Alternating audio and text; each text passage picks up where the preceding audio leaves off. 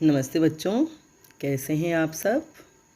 हम हिंदी व्याकरण और रचना प्रबोध में से अध्याय 4 शब्द विचार, उसमें हम विकारी और अविकारी शब्दों का अध्ययन कर रहे हैं। उसमें सबसे पहले हम विकारी शब्द, है ना, विकारी शब्द किसे कहते हैं? वाक्य में प्रयुक्त ऐसे शब्द जिनमें उस वाक्य में लिंग वचन कारक कुछ भी बदल जाए तो उस शब्द में भी परिवर्तन आ जाता है, वे शब्द कहलाते हैं विकारी। मैंने विकारी शब्द वे होते हैं कि वाक्य में लिंग वचन कारक का परिवर्तन होने पर उन शब्दों में भी परिवर्तन आ जाता है। वे हैं संज्ञा, सर्वनाम, क्रिया, विशेषण। इनका हम अध्ययन कर चुके हैं। अब पढ़ रहे हैं हम अविकारी शब्द। और अविकारी शब्द उन्हें कहते हैं, मतलब ऐसे शब्द वाक्य में जिनके रूप पर कोई परिवर्तन नहीं होता, भले उस वाक्य में लिंग वचन कारक किसी में भी परिवर्तन हो जाए। ठीक है, तो अविकारी शब्द ऐसे शब्द जिनके स्वरूप में लिंग वचन काल पुरुष एवं कारक आदि के प्रभाव से कोई विकार नहीं होता, अर्थात कोई परिवर्तन नहीं होता, अविकारी शब्द कहलाते हैं। माने कुछ शब्द ऐसे होते हैं कि वाक्य में कोई लिंग है, वचन है, काल है, पुरुष है, कारक है, संज्ञा है, इन सब में परिवर्तन हो जाए लेकिन वो शब्द नहीं बदलता, तो उन्हें अविकारी शब्द बोलते हैं। जैसे धीरे धीरे, यहाँ वहाँ, तेज, कब, सैकड़ों शब्द हैं ऐसे। तो अब जैसे एक वाक्य है, राम धीरे धीरे चलता है। अब इसमें जो धीरे धीरे शब्द है, धीरे शब्द है, वह अविकारी है। और उसका कैसे पता चलेगा? अब यहाँ राम की जगह आपने अगर सीता कह दिया कि राम धीरे धीरे चलता है, सीता धीरे धीरे चलती है, या लड़कियां धीरे धीरे चलती है ना, तो भी वो धीरे शब्द तो वैसा ही रहा। उसमें लिंग बदल गया, वचन बदल गया, एक वचन से बहुवचन हो गया, राम से सीता हो गया, लेकिन वो जो धीरे शब्द है वह वही रहा। तो इसलिए अविकारी शब्द कहलाता है। अविकारी को ही अव्यय भी कहते हैं। अव्यय का शाब्दिक अर्थ है अ माने नहीं प्लस व्यय माने खर्च या परिवर्तन। अर्थात किसी भी परिस्थिति में जिन शब्दों में विकार नहीं होता, परिवर्तन नहीं होता, वे अविकारी या अव्यय शब्द कहलाते हैं। जैसे यहाँ वहाँ, धीरे, तेज, कब आदि, है ना। तुम यहाँ आओ या सभी लड़के यहाँ आओ, यहाँ शब्द जो है वह अविकारी है। अब यहाँ तुम यहाँ आओ, किसी एक को बोला हमने कि तुम यहाँ आओ, और सबके लिए बोला है कि सभी लड़के यहाँ आओ, तो भी यहाँ शब्द वो ही है। यहाँ शब्द में कोई परिवर्तन नहीं हुआ, जबकि यहाँ सर्वनाम का प्रयोग किया गया, फिर बहुवचन हो गया, है ना, फिर भी वो शब्द। तो बस ऐसे शब्द जिनका कोई रूप नहीं बदलता है वे अविकारी शब्द कहलाते हैं। आई बात समझ में? इन्हें ही हम अव्यय भी कहते हैं। तो ये अव्यय या अविकारी शब्दों के 4 भेद होते हैं। पहला है क्रिया विशेषण, दूसरा है समुच्चय बोधक अव्यय, फिर तीसरा है संबंध बोधक अव्यय, और चौथा है विस्मयादि बोधक अव्यय। इसमें भी फिर इन भेदों के भी कई उपभेद हैं। क्रिया विशेषण अव्यय, क्रिया विशेषण के 4 भेद हैं। कालवाचक क्रिया विशेषण, स्थानवाचक क्रिया विशेषण, रीतिवाचक क्रिया विशेषण और परिमाणवाचक विशेषण क्रिया विशेषण। तो सबसे पहले हम क्रिया विशेषण के बारे में पढ़ते हैं। ऐसे अव्यय या विकारी शब्द जो क्रिया की विशेषता बतलाते हैं उन्हें क्रिया विशेषण शब्द कहते हैं। क्रिया आप जानते हैं, विशेषण आप जानते हैं। क्रिया माने जिस शब्द से किसी कार्य का होना या करना पाया जाए वह क्रिया कहलाती है, और उन शब्दों की विशेषता बताने वाला शब्द विशेषण कहलाता है। तो जब क्रिया की विशेषता बताई जाती है, ऐसे शब्द जिनसे क्रिया की विशेषता बताई जाती है वे शब्द क्रिया विशेषण कहलाते हैं। जैसे वह धीरे धीरे चलता है, यहाँ क्रिया क्या हुई? चलता, चलना, है ना, और वो चलने की विशेषता क्या हुई? धीरे धीरे चलता है। तो वह धीरे धीरे चलता है, इस क्रिया की विशेषता हुई धीरे धीरे, तो यहाँ क्रिया विशेषण शब्द हुआ धीरे धीरे। वह जोर से बोलता है, क्रिया हुई बोलता है, और कैसे बोलता है? जोर से, तेजी से, तीव्र आवाज़ में, तो यह तीव्र या जोर से, है ना। तो ये जोर जो शब्द है वह वही रहेगा, या तीव्र बोलेंगे कि वह तीव्र बोलता है या तेज़ आवाज़ में बोलता है, तो जो तेज शब्द है वह क्रिया की विशेषता बताने वाला है और वह अव्ययी शब्द है। आई बात समझ में। तो यहाँ, वहाँ, जल्दी, बहुत, ये क्रिया की विशेषता बताने वाली शब्द है, इसलिए ये क्रिया विशेषण है। अब वाक्य में कुछ भी बदल जाए लेकिन यहाँ यहाँ ही रहेगा, वहाँ वहाँ ही रहता है, जल्दी जल्दी ही रहता है, बहुत बहुत ही रहता है। आई बात समझ में। क्रिया विशेषण के मुख्यतः 4 भेद हैं। कौन कौन से हैं? पहला है कालवाचक क्रिया विशेषण। ऐसे अव्यय शब्द जो क्रिया विशेषण के होने का समय व्यक्त करते हैं, मतलब क्रिया के होने का समय जो बताते हैं, वे शब्द कालवाचक क्रिया विशेषण कहलाते हैं। जैसे आज मेरी परीक्षा है, तुम दिल्ली कब जाओगे। इन वाक्यों में आज और कब कालवाचक क्रिया विशेषण के उदाहरण हैं कि मेरी जो परीक्षा है वह आज है और तुम दिल्ली जाओगे, कब जाओगे। तो ये जो क्रिया होने वाली है या जो क्रिया है, उस क्रिया विशेषण की विशेषता बता रहे हैं, वो भी समय वाली, कि किस समय यह क्रिया होगी या यह कार्य होगा, उसका समय बता रहे हैं, काल बता रहे हैं, इसलिए इसे, इन शब्दों को कालवाचक क्रिया विशेषण कहते हैं। अन्य उदाहरण जैसे कल, जब, प्रतिदिन, प्रायः, अभी अभी, लगातार, अब, तब, पहले, बाद में, तुरंत, प्रातः आदि हैं। तो वाक्यों में जब ये शब्द आते हैं तो ये कालवाचक विशेषण, कालवाचक क्रिया विशेषण कहलाते हैं। जैसे प्रतिदिन विद्यालय जाता है, किसी भी छात्र के लिए कहें हम कि भाई राम प्रतिदिन विद्यालय जाता है, तो ये प्रतिदिन है, विद्यालय वह जाता है और प्रतिदिन जाता है, तो ये कालवाचक क्रिया विशेषण हो गया। वह प्रायः यहाँ आता है, वह आता है, आता रहता है, और प्रायः मतलब आता ही रहता है। अभी अभी वह गई है, बरसात लगातार हो रही है, अब मैं खाना खाऊंगी, है ना। तो ये जो सब शब्द हैं ये कालवाचक क्रिया विशेषण है। अब मैं खाना खाऊंगी, तो ये समय बता रहा है कि अब मैं खाना खाऊंगी। बरसात लगातार हो रही है, यह वह अभी अभी गई है, तो यहाँ ये सब उसका समय बता रहे हैं, काल बता रहे हैं क्रिया विशेषण का, तो ये क्रिया विशेष, कालवाचक क्रिया विशेषण कहलाते हैं ऐसे शब्द। ठीक है। अब दूसरा है स्थानवाचक क्रिया विशेषण। क्रिया विशेषण के जो 4 भेद हैं उसमें पहला था कालवाचक और अब है स्थानवाचक। ऐसे अव्यय या अविकारी शब्द जिनसे क्रिया के घटित होने के स्थान का ज्ञान प्राप्त होता है, उन्हें स्थानवाचक क्रिया विशेषण कहते हैं। मतलब क्रिया के घटित होने के स्थान का पता पड़ता है जिन शब्दों से, वे शब्द स्थानवाचक क्रिया विशेषण कहलाते हैं। जैसे यहाँ, वहाँ, ये स्थान के बारे में तो कहा जाता है, यहाँ, वहाँ, वहीं, कहीं, ऊपर, नीचे, बाएं, दाएं, पास, दूर, अंदर, बाहर, सामने, निकट आदि। अब उदाहरण जैसे खेल का मैदान विद्यालय के पास स्थित है, तो खेल का मैदान कहाँ स्थित है? विद्यालय के पास। तो ये जो पास शब्द है वह स्थानवाचक विशेषण हुआ, क्रिया विशेषण हुआ। रमेश यहाँ रहता है, वह यहाँ पढ़ रही है, तुम ऊपर जाओ, तो इन शब्दों से ऊपर, यहाँ, वहाँ, इनसे क्रिया के होने का अथवा करने के स्थान का पता चल रहा है, इसलिए स्थानवाचक क्रिया विशेषण कहलाते हैं। स है रीतिवाचक क्रिया विशेषण। ऐसे अव्यय शब्द या ऐसे अविकारी शब्द जो क्रिया की विधि या रीति को व्यक्त करते हैं, मतलब क्रिया के होने के अथवा क्रिया के करने के तरीके, है ना, उसकी विधि या रीति को बताते हैं, ऐसे शब्द रीतिवाचक क्रिया विशेषण कहलाते हैं। इनसे क्रिया के निश्चय, अनिश्चय, स्वीकार, कारण, निषेध आदि अर्थ प्रकट होते हैं। जैसे तुम बहुत धीरे धीरे चलते हो, चलता है लेकिन कैसे चलता है, क्या तरीका चलने का? धीरे धीरे। तो ये जो धीरे धीरे शब्द हुआ, बहुत धीरे धीरे, ये हुआ रीतिवाचक क्रिया विशेषण। जरा तेज कदम चलाओ, झटपट पहुंचना है, तो ये जो झटपट, तेज, ये जो शब्द हैं वे रीतिवाचक है।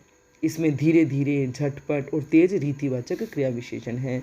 इससे क्रिया की विशेषता कि किस तरीके से क्रिया हो रही है, किस तरीके से क्रिया घट रही है, मतलब उसका विशेषण है, ये उसकी विशेषता बताते हैं। आई बात समझ में? रीतिवाचक क्रिया विशेषण। अब द है परिमाणवाचक क्रिया विशेषण। ऐसे अव्यय शब्द जो क्रिया की अधिकता, न्यूनता, न्यूनता माने कमी आदि परिमाण का बोध कराते हैं, उन्हें परिमाणवाचक क्रिया विशेषण कहते हैं। जैसे थोड़ा थोड़ा, जितना, उतना, अधिक, कम, कुछ, इनसे पता चल रहा है कि क्रिया की परिमाण की विशेषता, है ना, कि जो क्रिया है वह अधिक हो रही है या कम हो रही है ना। ऐसे शब्द जो उसके परिमाण का, क्रिया के परिमाण का बोध कराते हैं, वे परिमाणवाचक क्रिया विशेषण कहलाते हैं। जैसे थोड़ा थोड़ा, जितना, उतना, अधिक, कम, कुछ, जरा सा, बहुत। वह उतना ही भार उठा पाएगा, उतना ही भार उठा पाएगा। तो यहाँ उतना जो शब्द है वह परिमाणवाचक क्रिया विशेषण कहलाएगा कि वह भार कितना उठा पाएगा, ये बताया जा रहा है कि वह उतना ही भार उठा पाएगा।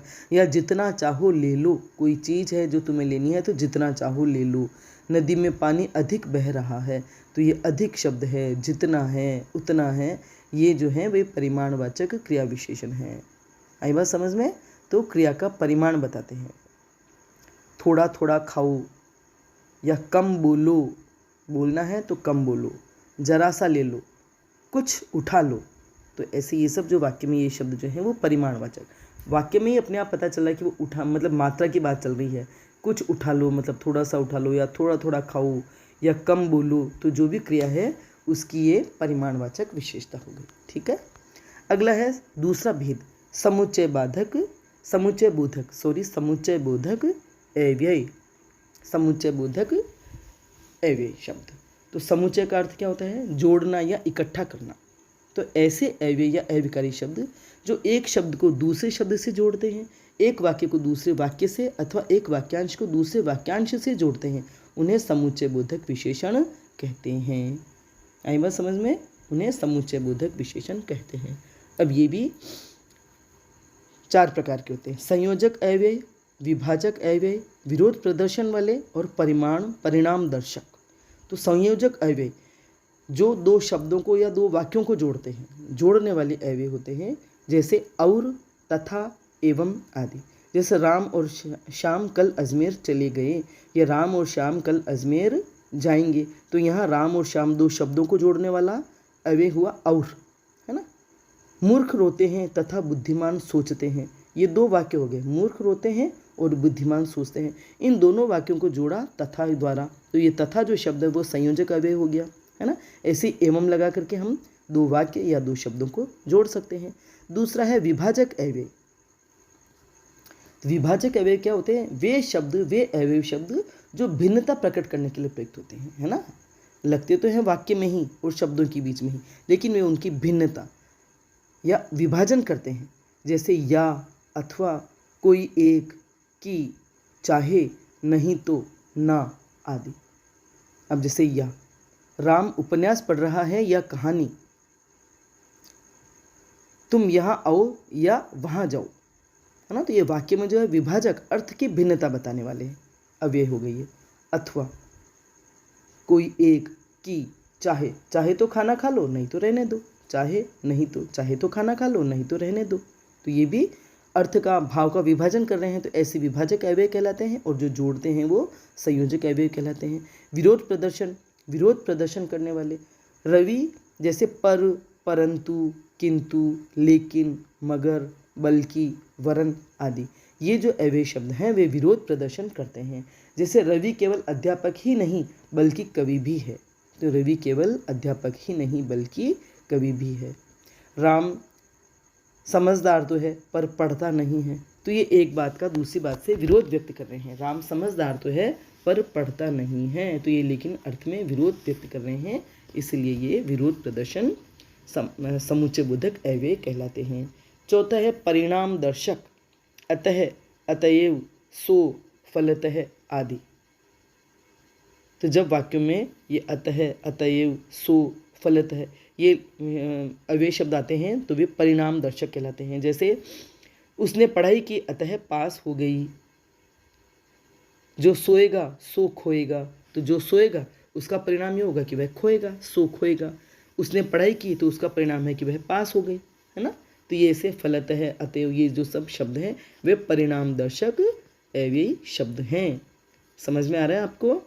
अब वह है व्यधिकरण समुच्चय बोधक, ऐसे अव्यय जो एक मुख्य वाक्य में एक या एक से अधिक आश्रित वाक्य जोड़ते हैं, व्यधिकरण समुच्चय बोधक कहलाते हैं। अब जब आप वाक्य विचार पढ़ेंगे ना तो उसमें पढ़ेंगे कि मुख्य वाक्य और आश्रित वाक्य क्या होते हैं, है ना। तो अभी हम यहाँ पढ़ रहे हैं व्यधिकरण समुच्चय बोधक।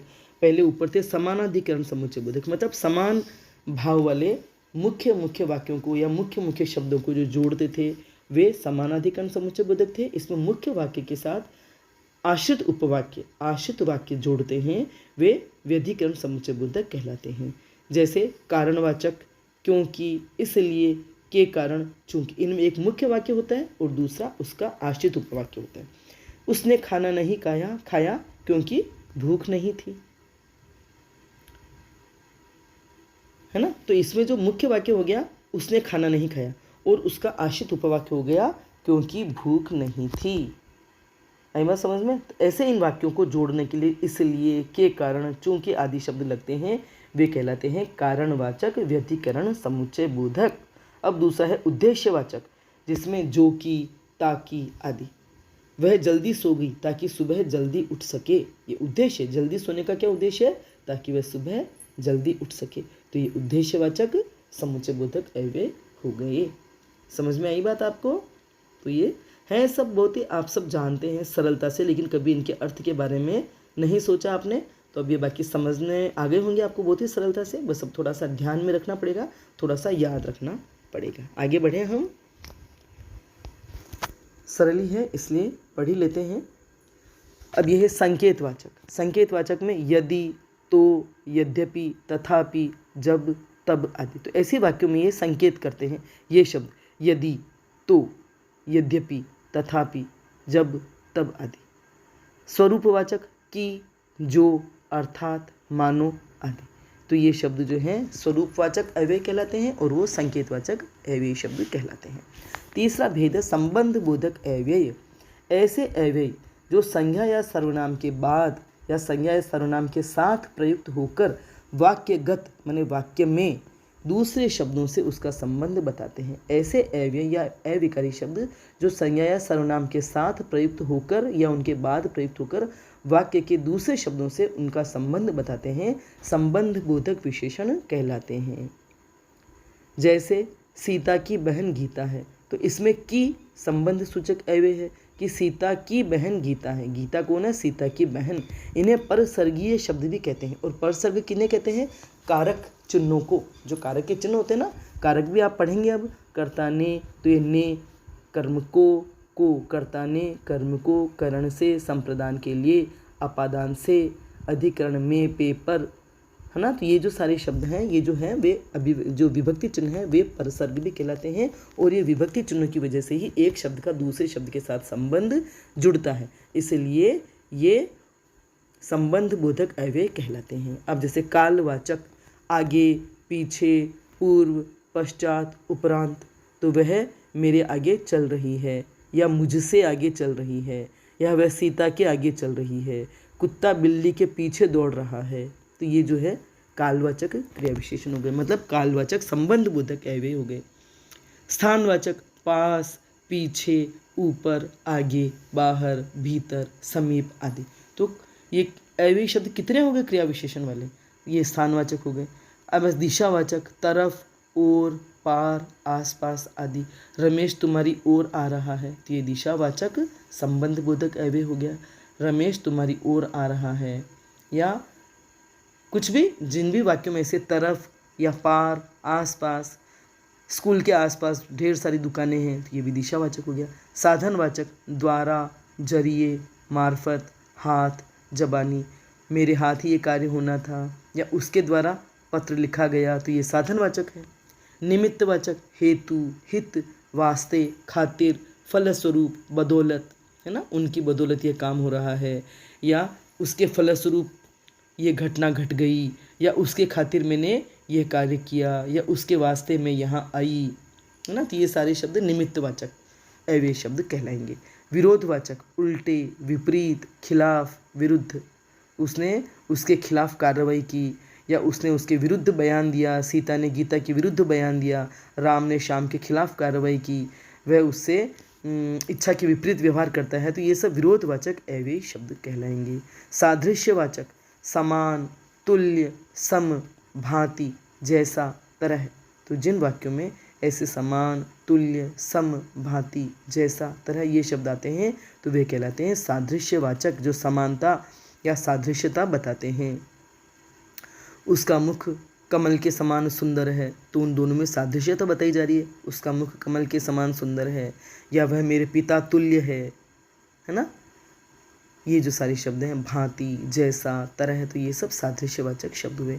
तुलनात्मक अपेक्षा, सामने, बल्कि, तुम्हारी अपेक्षा वह मजबूत है, या सीता की अपेक्षा या गीता की अपेक्षा सीता सुंदर है, या गीता का घर स्कूल के पास है या सामने है। तो ये तुलनात्मक अविकारी शब्द कहलाएंगे। विनिमयवाचक, बदले, सिवा, अलावा, अतिरिक्त। तुम मुझे अनाज के बदले सब्जी दे दो, है ना, तो ये विनिमयवाचक हुए। सिवा, अलावा, अतिरिक्त, है ना, उसके पास किताबों के अतिरिक्त कुछ नहीं है, या उसके पास 2 रोटी के अतिरिक्त कुछ नहीं है, 2 रोटी के अलावा कुछ नहीं है। तो ऐसे जो भी वाक्य में शब्द आते हैं वे विनिमयवाचक क्रिया विशेषण अव्यय कहलाएंगे। संग्रहवाचक, तक, मात्र, पर्यंत, भर, ये जो अव्यय शब्द हैं ये संग्रहवाचक शब्द हैं। हेतुवाचक, सिवा, लिए, कारण, वास्ते, ये हेतुवाचक अव्यय शब्द हैं। अब ऐसे ही है, अंतिम पढ़ रहे हैं हम, अंतिम नहीं, अभी चौथे नंबर पे विस्मयादि बोधक अव्यय शब्द। ऐसे अव्यय जिनके द्वारा मनोभावों की अभिव्यक्ति होती है और मनोभावों के परिणाम स्वरूप इनका उच्चारण एक विशेष ध्वनि से होता है। तो ऐसे अव्यय या अविकारी शब्द जिनके द्वारा हमारे मनोभावों की, मन के भावों की अभिव्यक्ति होती है और इसके परिणाम स्वरूप इनका उच्चारण एक विशेष ध्वनि से होता है, एक अलग ही ध्वनि हमारे मुंह से निकलती है। सामान्य ध्वनियों के अलावा कुछ विशेष ध्वनि हमारे मुंह से निकलती है, वे विस्मयादि बोधक अव्यय शब्द होते हैं। अतः हर्ष, शोक, आश्चर्य, तिरस्कार आदि के भाव सूचित करने वाले अव्यय को विस्मयादि बोधक अव्यय कहते हैं। जैसे हाय, अच्छा, छी, वाह आदि। अब इसमें हर्ष सूचक आहा, वाह, शाबाश, बहुत खूब। हम जब खुशी के भाव में होते हैं या खुशी की बात कोई बोलते हैं तो हमारे मुंह से ऐसे शब्द निकलते हैं, जैसे आहा, कितना अच्छा मौसम है, वाह, तुमने तो बहुत ही अच्छा काम किया, शाबाश, तुम क्लास में फर्स्ट आए, बहुत खूब, है ना। तो ये जो शब्द है हमारे हर्ष की भावना को सूचित करते हैं। और जब हर्ष सूचक हम कुछ भावना व्यक्त करते हैं तो उनमें ये शब्द आते हैं। और ये सभी शब्द जो विस्मयादि बोधक शब्द होते हैं वे वाक्य के शुरुआत में होते हैं, वाक्य के पहले आते हैं और वाक्य के अन्य शब्दों से इनका कोई संबंध नहीं होता है। ये केवल हमारे मनोभाव को व्यक्त करते हैं। जो भी मनोभाव है, हर्ष का, शोक का, आश्चर्य का, तिरस्कार का आदि भावों को व्यक्त करते हैं। शोक सूचक आह, आह, मैं गिर गई, या हाय, मुझे चोट लग गई, ओह, उफ, राम राम आदि। तो ये जो शब्द हैं वे शोक सूचक, तकलीफ सूचक ना, जब हमें कोई तकलीफ होती है, दुख होता है तो हमारे मुंह से ये शब्द निकलते हैं। राम राम, उनकी तो मृत्यु हो गई, है ना, उफ, ये कितनी गर्मी है, या जो भी है, मतलब हम शोक सूचक वाक्य कहते हैं तो उनमें ये शब्द पहले आते हैं। तो ये जो है विस्मयादि बोधक अव्यय शब्द है। भय सूचक, अरे रे, अरे, मैं तो अभी गिरी जाती, बाप रे, सांप। तो ये जो भय सूचक अव्यय शब्द, अरे रे, मैं तो अभी गिरी जाती, या बाप रे, सांप, तो ये भय सूचक अव्यय शब्द हुए। आश्चर्य सूचक, क्या तुम नहीं आओगी, हैं आदि, ये आश्चर्य व्यक्त करने वाले अव्यय शब्द हैं। तिरस्कार सूचक, छी, छी, यहाँ कितनी गंदगी है, हट, चलो जाओ यहाँ से, धिक आदि, ये शब्द तिरस्कार सूचक अव्यय शब्द है। जब हमारे मन में तिरस्कार के भाव आ रहे हैं तो वो भाव इन शब्दों से व्यक्त होते हैं। आश्चर्य के भाव आ रहे हैं तो आश्चर्य के शब्द, आश्चर्य सूचक ये शब्द व्यक्त होते हैं। अभिवादन सूचक, नमस्ते, प्रणाम, सलाम, बधाई। तो ये हम किसी को नमस्ते करते हैं, बड़ों को प्रणाम करते हैं, बराबर वालों को सलाम करते हैं, किन्हीं को बधाई देते हैं, तो ये अभिवादन सूचक अव्यय शब्द है। चेतावनी सूचक, होशियार, खबरदार या सावधान। होशियार, यहाँ जेब कतरे घूमते हैं, खबरदार, सावधान, ये खतरनाक मोड़ है, तो ये चेतावनी देने वाले शब्द हो गए, चेतावनी देने वाले विस्मयादि बोधक अव्यय शब्द हो गए। कृतज्ञता सूचक, धन्यवाद, शुक्रिया, जिंदाबाद, हम धन्यवाद करते हैं, कोई हमारी हेल्प करता है तो ये कृतज्ञता ज्ञापित करने वाले अव्यय शब्द हो गए। धन्यवाद, आपने मेरा आज बहुत सहयोग किया, या शुक्रिया, आप मेरे साथ चले, या आपने मुझे पेन दिया, या मुझे आवश्यक सामग्री प्रदान की, इसके लिए शुक्रिया। तो ये सब जो शब्द हैं कृतज्ञता सूचक अव्यय शब्द हैं। और अंतिम में सकारात्मक या नकारात्मक अव्यय शब्द। हाँ, जी हाँ, ये कहेंगे तो ये सकारात्मक हुए, और नहीं, जी नहीं, न आदि कहें तो ये नकारात्मक हुए, है ना, हमारे नकारात्मक और सकारात्मक भावों को व्यक्त करने वाले। हाँ, मैं आऊँगी, जी हाँ, मैं ये कार्य करूँगी, नहीं, मुझे नहीं जाना है, जी नहीं, मैं नहीं आने वाली, या न, तो ये जो है सकारात्मक और नकारात्मक अव्यय शब्द हैं। तो इससे आपने आज अव्ययी या अविकारी शब्दों का अच्छे से अध्ययन किया है और मुझे पूरा विश्वास है आपको बहुत अच्छे से समझ में आ गया होगा। बहुत ही सरल है, समझ में आने के बाद तो बहुत ही सरल है। जब तक आपने नहीं पढ़े थे, समझने की चेष्टा नहीं की थी, तब तक आपको ये बड़े ही नए और कठिन लग रहे होंगे। ठीक है, तो मेरा वीडियो पसंद आया हो तो लाइक करें, अपने फ्रेंड्स के साथ शेयर करें, मेरे चैनल को सब्सक्राइब करें, बेल आइकन भी अवश्य टच करें, ताकि जब भी मैं वीडियो बनाऊंगी उसकी सूचना आपको तत्काल मिल जाएगी। अब अंत में हम अभ्यास प्रश्न जो अगले वीडियो में हल करेंगे। ठीक है, धन्यवाद।